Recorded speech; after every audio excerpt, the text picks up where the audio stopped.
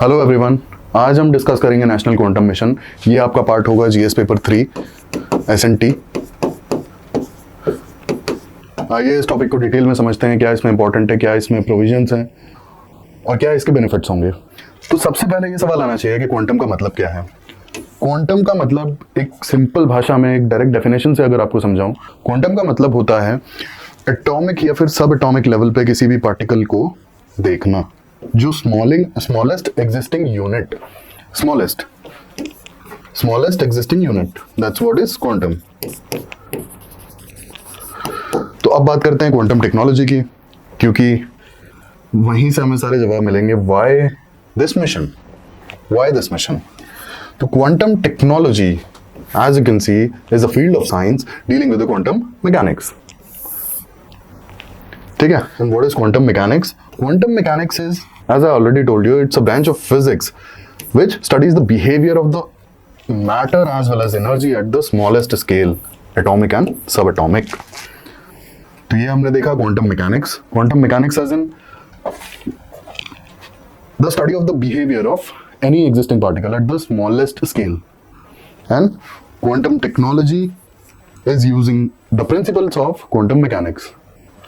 That's it. अब बात करते हैं नेशनल क्वांटम मिशन की। नेशनल क्वांटम मिशन क्या है? नेशनल क्वांटम मिशन, इसका पर्पस अगर आप देखेंगे, to aid the scientific and industrial research and development of quantum technology. Quantum technology का जो भी usage science as well as industries में, उसके लिए जितना भी R&D होगा वो इस मिशन के थ्रू बढ़ाया जाएगा। It will be increased, it will be supported. अब इसे इंप्लीमेंट कौन करेगा? Department of science and technology under ministry of science. ये कब तक है? इसका duration is for 8 years from 2023 to 2031। And the most important point, India is the seventh country after USA, Austria, Finland, France, Canada and China to have such mission at such a pace for quantum technology. आप इसी बात से समझ सकते होंगे कि quantum technology पे बहुत सारी कंट्रीज ने भी बहुत डेप्थ में रिसर्च किया ही नहीं है, या फिर उन्होंने इनिशिएट भी नहीं किया, कोई इनिशिएटिव भी नहीं लिया इस रिसर्च का। So if India has taken it, it must be important and it is futuristic. अब बात करेंगे हम नेशनल क्वांटम मिशन के फीचर्स की। फीचर्स क्या है इसके? Developing the intermediate scale of quantum computers. Intermediate का यहाँ पे मतलब फ्रॉम 50 to 1000 क्यूबिट्स। आप सोच रहे होंगे क्यूबिट्स क्या है? तो क्लासिकल कंप्यूटर्स की अगर बात करें तो क्लासिकल कंप्यूटर्स में जो कैलकुलेशंस और जो ऑपरेशंस होते हैं वो बिट्स में मेजर किए जाते हैं, जो प्राइमरी यूनिट है उसका बिट्स। बट क्योंकि ये क्वांटम कंप्यूटर्स हैं तो ऑब्वियसली ये क्लासिकल से अलग है, काफी अलग है, और इनका जो मेजरमेंट है, इनका जो ऑपरेशन है वो क्यूबिट में होता है। हम आगे डिस्कस करेंगे इन दोनों का डिफरेंस, अभी फिलहाल हम फीचर्स देख रहे हैं। अगला जो इसका जो एम है, जो फीचर है, to develop magnetometers, okay, communication, navigation, then satellite-based secure quantum communications and thematic hubs. Thematic hubs are institutions basically. और इनका काम क्या होगा? To develop the knowledge about the quantum technology and to share with other institutes as well as the scientists. अब ये thematic hubs 4 field में काम करेंगे, बेसिकली 4 डोमेन्स में क्वांटम की, क्वांटम टेक्नोलॉजी से रिलेटेड। पहला है कंप्यूटेशन, दूसरा है कम्युनिकेशन, तीसरा है sensing and then materials. Computation आप समझिएगा, क्वांटम कंप्यूटर्स। कम्युनिकेशन भी आपको बता दिया। Sensing somewhat this, like for example magnetometers, atomic clocks. Last में आता है materials. Why materials? For example आपको अगर क्लियरली समझाऊं, क्वांटम कंप्यूटर्स या quantum technology, it's all about the quantum materials. They behave in a certain way and that's why materials पे भी research करना जरूरी है, because जैसा हमने बात किया था, quantum technology is the study of the particles at atomic और subatomic level. Atomic और subatomic level पे जाने के बाद particles do behave very differently, और उनका एक्चुअल जो बिहेवियर है वो देखने के लिए कई बार फिजिकल जो कंडीशंस होती हैं, for example temperature and pressure, ये काफ़ी कन्फाइंड और काफ़ी कंट्रोल्ड होते हैं, तभी हमें एक पर्टिकुलर बिहेवियर देखने को मिलता है। दैट्स वाई क्वांटम मटेरियल्स भी उतना ही इंपॉर्टेंट है इस टेक्नोलॉजी में, बिकॉज मटेरियल्स का काफी फर्क पड़ेगा। नेक्स्ट स्लाइड में आपको बताऊंगा। अब देखते हैं advantages of quantum technology. Advantages क्या है? सबसे पहला हाई कंप्यूटिंग पावर। अब मैंने आपको बताया था क्वांटम कंप्यूटर्स का जो ऑपरेशंस है क्यूबिट्स में मेजर होता है, और ये डिफरेंट कैसे है, बिट्स है या फिर बाइट्स, जो भी आप बोले। तो क्लासिकल कंप्यूटर्स का केस अगर आप देखेंगे तो it's bits, but this is the case of quantum computers. अब यहाँ पे बाइट्स में अगर आपको पता हो बाइनरी ऑपरेशंस होती हैं, ईदर इट्स 0 और इट्स 1, बट क्यूबिट्स 0 भी हो सकता है, 1 भी हो सकता है, and simultaneously it can be 0 and 1। That's what is the difference.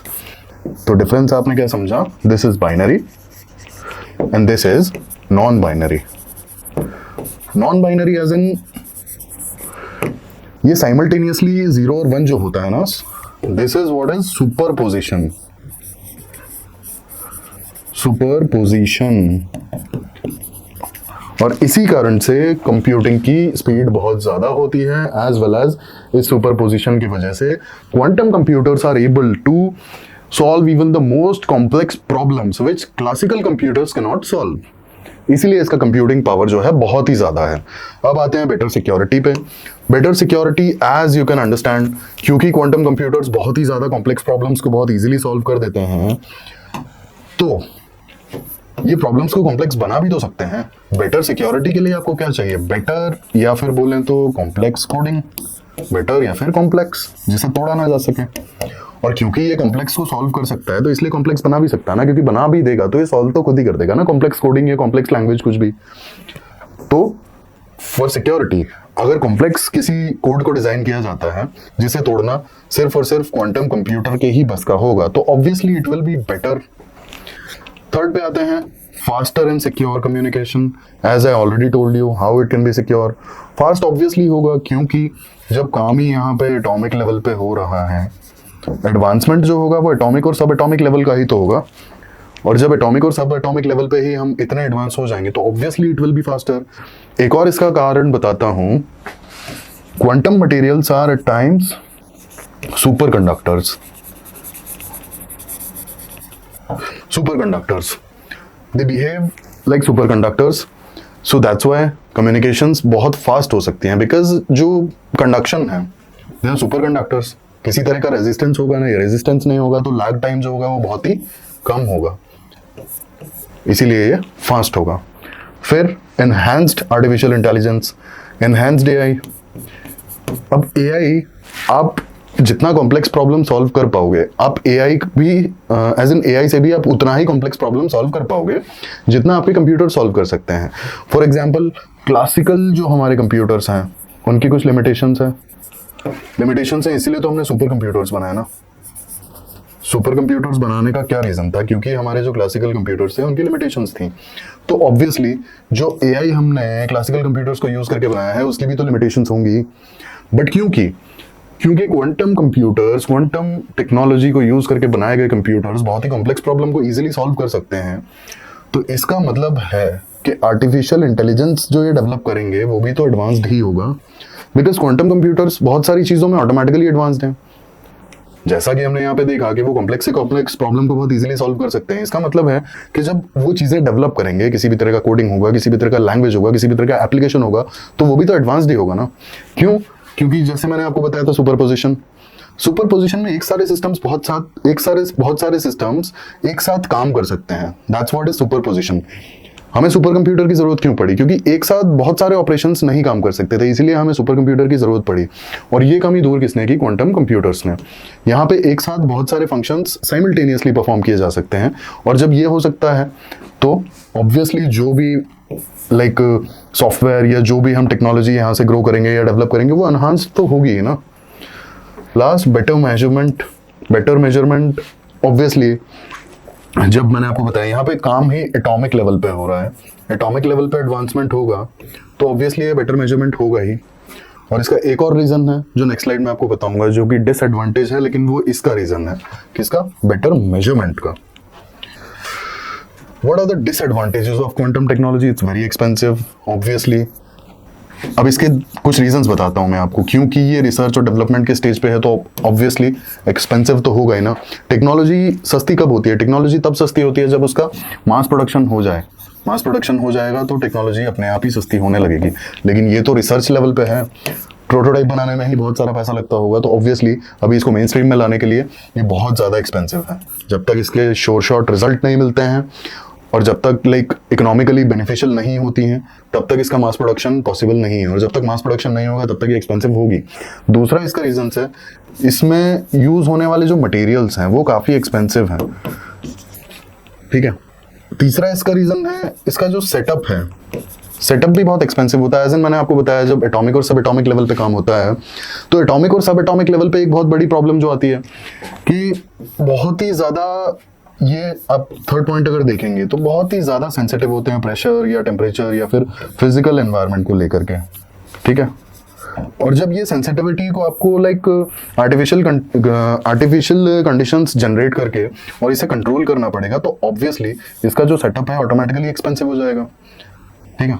फिर आता है इसका लिमिटेड एप्लीकेशंस, क्योंकि हम अभी भी इसे एक्सप्लोर कर रहे हैं टेक्नोलॉजी को, और हमने अभी बस कुछ ही यूसेज इसका निकाला है। For example security, communication, computing, तो हमें बहुत ज़्यादा नॉलेज है नहीं फिलहाल इसका, तो ऑब्वियस सी बात है कि इसके एप्लीकेशंस लिमिटेड ही होंगे जब तक हमें इसकी इन डेप्थ नॉलेज ना हो। फिर ये हम डिस्कस कर चुके हैं सेंसिटिविटी टू एनवायरनमेंट। लास्ट है limited control. Limited control as in, again the reason is this, sensitivity to environment. जब बहुत ही कंट्रोल्ड और बहुत ही आर्टिफिशियल कंडीशंस में आप इसको यूज कर पाएंगे, pressure, temperature and physical environment, तो ऑब्वियस सी बात है कि लिमिटेड कंट्रोल तो होगा ही ना।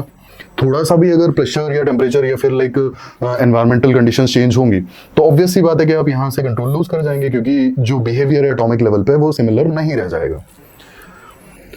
अब आते हैं वे फॉरवर्ड पे। वे फॉरवर्ड एज इन बहुत ही पॉजिटिव एंड पे आपको लाइक लिखना पड़ेगा, बहुत ही पॉजिटिवली इसको एंड करना पड़ेगा। तो इसका पॉजिटिव एंड क्या है? दो it has very vast potential. Obviously अभी तो हमें पता ही नहीं है कि इसके एप्लीकेशंस क्या क्या हैं, तो वास्ट पोटेंशियल तो है ना। जैसे जैसे हम इसे एक्सप्लोर करेंगे और जैसे जैसे हम क्वांटम कंप्यूटर्स को डेवलप करेंगे, इसकी टेक्नोलॉजी के बारे में हम और ज़्यादा डेप्थ में जानेंगे, तभी तो हम पता लगा पाएंगे कि इसके एप्लीकेशंस क्या हैं और इसका पोटेंशियल क्या है।